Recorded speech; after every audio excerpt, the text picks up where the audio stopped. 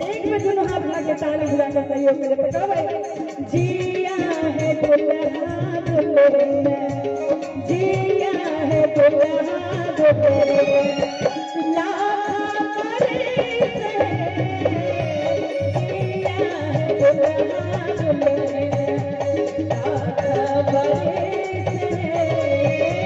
जिया है दुल्हा दुल्हन